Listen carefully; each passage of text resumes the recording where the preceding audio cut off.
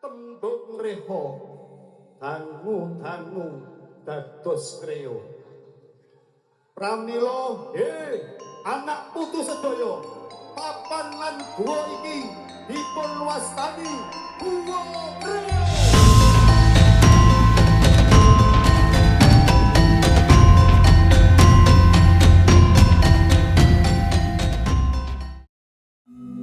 Ing zaman kuno, ketika bumi Jawa masih berbisik melalui angin dan dedaunan, terciptalah sebuah janji tak tertulis antara manusia dan kawanan Nirwondo, sang kera. Mereka bukan sekedar penghuni hutan Guwa Kreo, melainkan saksi sekaligus pembantu sejarah yang jasanya tetap kita rawat hingga hari ini. Sumangga sarengan melampah saking ing tengah-tengahing dusun tumuju wonten ing puncak Guwa Kreo. Perjalanan kultural ini diinisiasi sejak hari ketiga Syawal, sebuah momentum yang penuh kesakralan, intim, dan khusyuk saat para tetua adat menata upurame dalam kesunyian.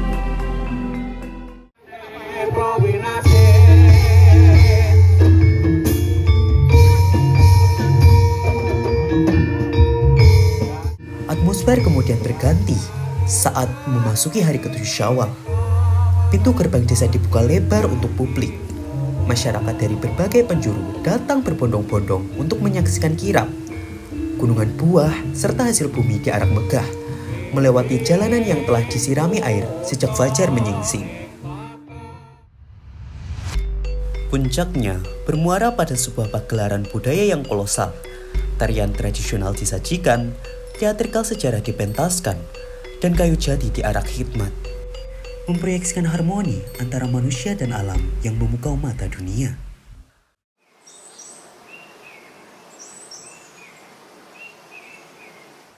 Namun, di sela kemeriahan tersebut, kerap timbul miskonsepsi yang mengira ritual ini adalah praktik mistis atau pemujaan kera. Tradisi ini dimulai sejak nenek moyang dulu sudah melaksanakan. Jadi untuk generasi sekarang itu hanya nguri-nguri atau melestarikan. Khususnya warga masyarakat Talon Kacang yang melaksanakan, tidak ada duanya. Yaitu tujuannya ini hanya bentuk wujud syukur atau ya kita syukur aja kepada Yang Maha Kuasa bahwa yang dulunya sepi menjadi ramai, yang dulunya hutan sekarang ya setengah kota. Terkait dengan sesaji Rewondo, itu pada titik besarnya adalah nguri budaya, tetapi di situ ada beberapa hal rasa syukur masyarakat atas apa yang sudah leluhurnya itu memberikan suatu perjalanan untuk kesejahteraan warganya pada saat itu, sehingga selalu diuri-uri budaya tersebut. Dan bagi IP terkait dengan Rewondo ini sangat berterima kasih. Kenapa begitu? Karena terkait dengan hal itu budaya kita tidak akan terputus oleh generasi yang berikutnya.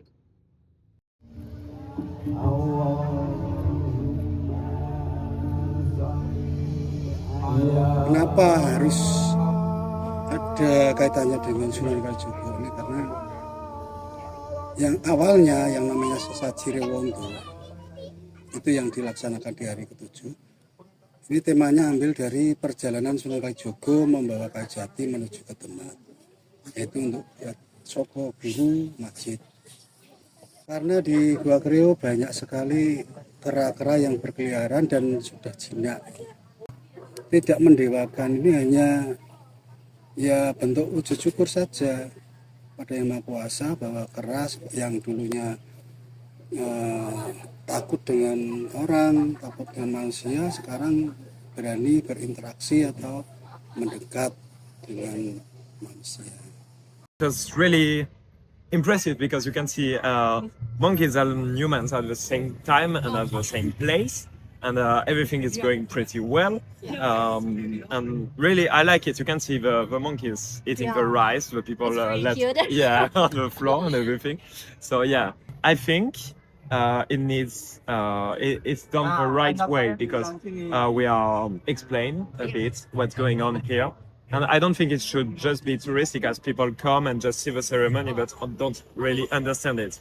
I think it's a good thing that there is some education and people speaking to us about it. That's why I liked about it.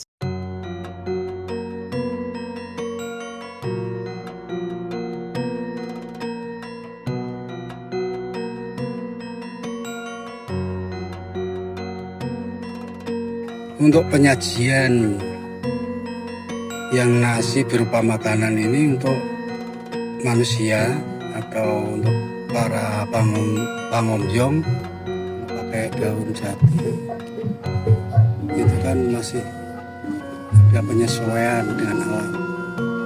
Kalau sudah plastik atau kertas ini kan kita menyalahi aturan atau menyalahi adat ya. Memang kita kalau bisa tetap penyesuaian alam.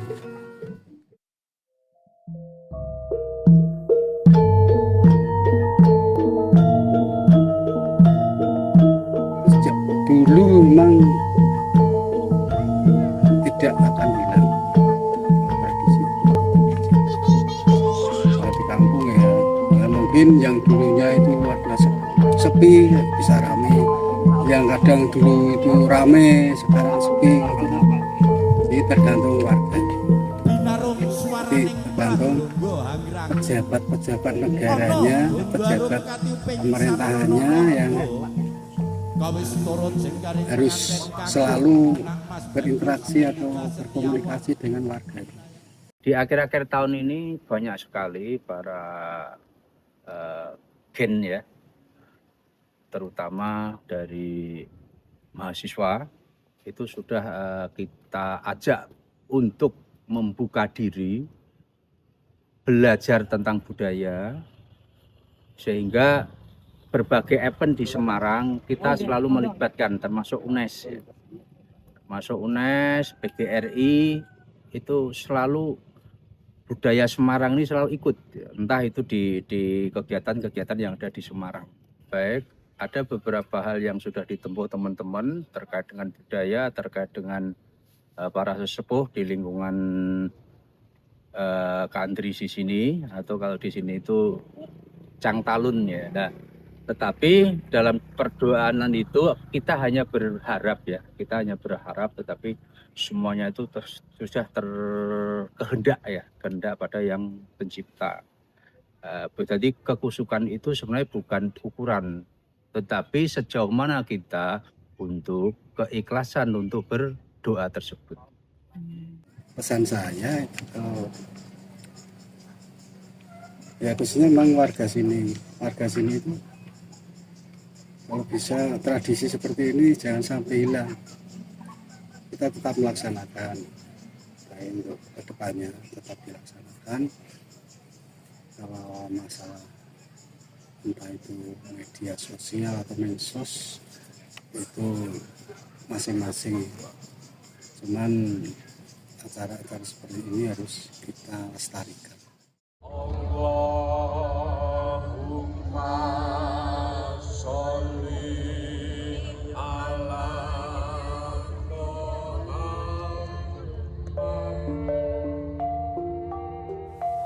Maka, ketika riuh pagelaran mulai mereda dan kawanan kera kembali ke rimbunan pepohonan, yang tersisa bukan sekedar daun pisang yang mengering atau kulit buah yang berserakan. Yang tertinggal di sanubari kita adalah sebuah rasa syukur yang tulus kepada mereka yang jasanya tidak pernah tercatat dalam buku sejarah manapun, melainkan abadi di dalam hati. Melalui sesaji ini, kita belajar bahwa menghormati masa lalu tidak selalu berarti menyembah, dan mengingat sejarah bukan berarti kita terjebak di dalamnya. Ini adalah tentang menjaga keseimbangan.